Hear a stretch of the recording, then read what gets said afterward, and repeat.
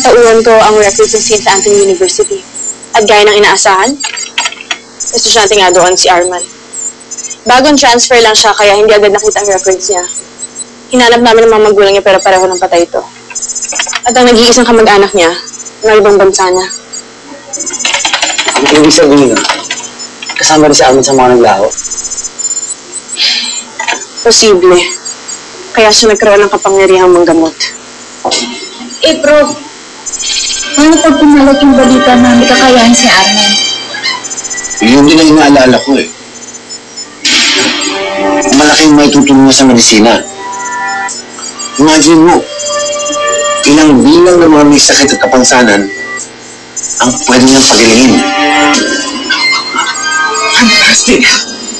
Pero Prof, ang tanong, handa na ba si Arman? Palipasin muna natin ng 1 linggo.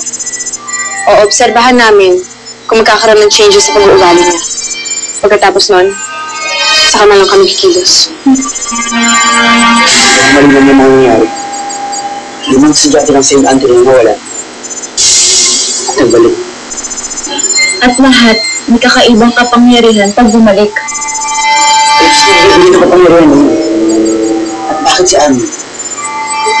Ang hindi sa mga bumalik. At bakit siya? Gumagamit ng kapangyarihan sa kabutihan.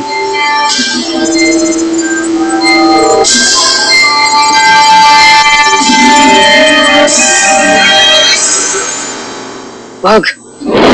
Wag, maawa kayo sa akin! Wag! Maawa kayo sa akin! Wag! Wala ka ginagawa! Ibinamahal mo na kami! Nakakagutom yun! Kaya hindi mo nasama ang baon mo!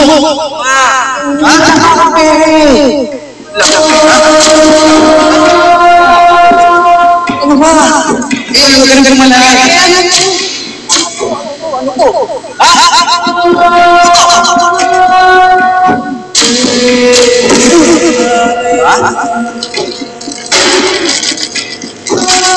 Ayun pala parang nagdamlaan ng pere. Huwag na ipansin sa tayo.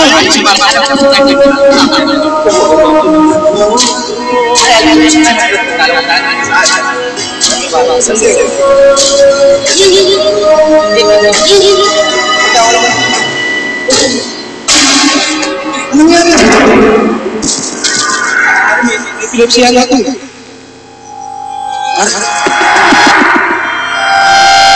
Ano ba ito? Patangin na! Uy! Arman! Uy! Uy! Uy! Uy! Uy! Uy!